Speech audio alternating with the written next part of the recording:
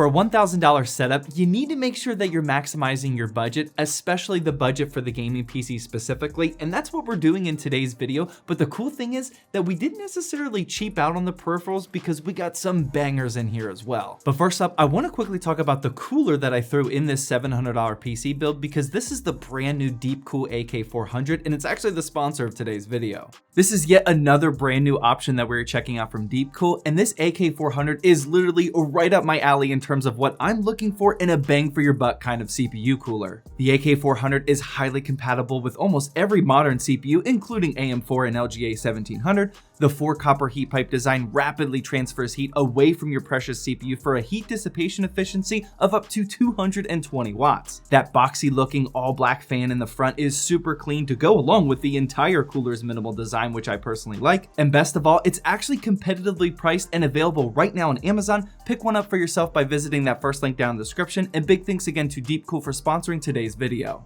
Alright, so saving the PC for later, let's first talk about this monitor, and this is not just important because it's a baller budget monitor, but also because it's important to determine how much percentage of your budget you should spend on the PC versus the monitor versus the rest of peripherals, which I'll explain in just a second. This is the Pixio Px273, and this is always available for $200 on Amazon and doesn't really go out of stock, but it does sometimes go on sale down to $190, which you love to see. This is a 27-inch 1080p 165Hz panel with a 1 millisecond response time. It also has FreeSync, and it's also VA. As you've probably heard this explained before, VA panels are such a great sweet spot in between TN and IPS, and honestly, for all of these budget full setup guides where we don't have a ton of money to spend on an IPS panel, VA is usually the way to go. In terms of price to performance, there's definitely some more budget friendly 1080p higher refresh rate monitors out there on the market, but if you do want a proper, slightly higher end unit that doesn't cut costs left and right, then this is what you're looking for. The stand that comes included is rock solid and also has a sleek and aggressive design and doesn't take up a ton of room on your desk. There's also a vase mount on the back if you want to use your own stand. And finally, Pixio's website has a nice touch that shows you exactly what specs you can expect, like resolution and refresh rate, depending on what type of device or console you're using, and this just makes it super easy for the consumer that's playing on something that's not a gaming PC.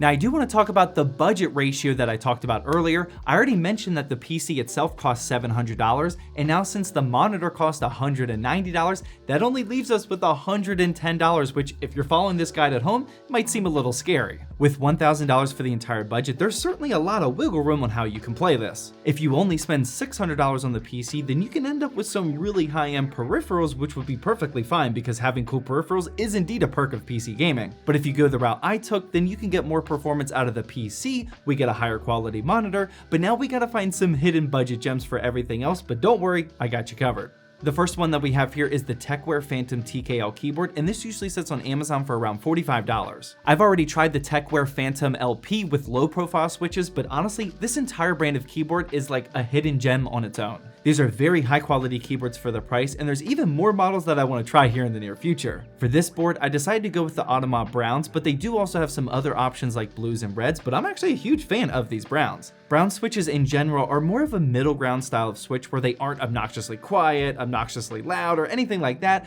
There is a small tactile bump, and it's just a jack of all trades type of thing if you don't know exactly which type of switch that you prefer yet. I'm a big fan of how this sounds for just a $45 keyboard, and here's a quick sound test so you can hear it for yourself.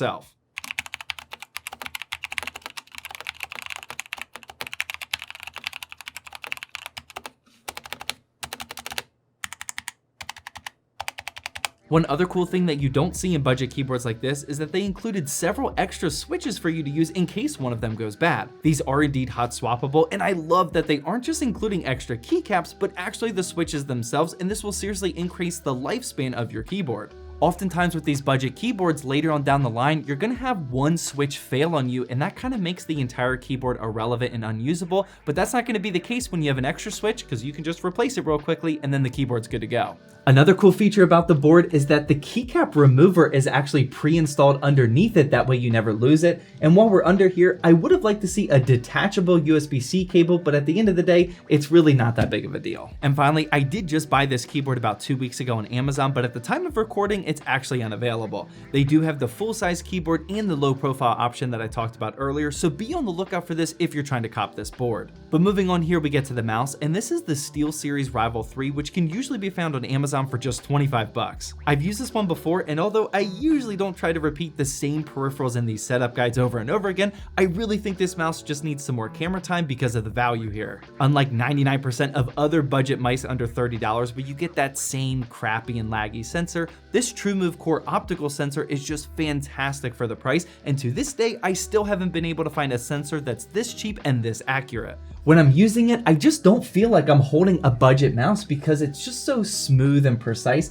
and you can especially tell a difference when you're playing first-person shooters or anything that requires a ton of accuracy. The Rival 3 was indeed rated the best budget gaming mouse by IGN back in 2020, so I'm not alone in thinking highly of this one, just for the record. And finally, for RGBs, it's got some basic customization that can be controlled with the Steelseries software, and for buttons, there's the typical forward and back buttons on the left-hand side, which is also perfect for something like throwing a grenade or meleeing somebody in the face. Sticking with the Steelseries theme though for just a quick second, we have the Steelseries Artix 1 budget headset, and I've been meaning to try these out for a while now. I've heard a ton of great things about this Artix lineup, including how my wife says they're really great headsets for people that wear glasses, so naturally I had to try out the most budget option for today's video. Aesthetically, I really like the all black and super minimal and clean look to them. It doesn't look like a gamery headset, and if you remove the detachable microphone, it just looks like a nice and clean headset. For I/O, it's also on the more minimal end of things, but that's how I like it. The right cup is completely empty, and over on the left side we have a volume dial and a microphone mute switch. Pretty much everything that you need and nothing more. And finally, for the sound quality, it's actually way cleaner and crisper than you should expect for a budget headset like this in my opinion.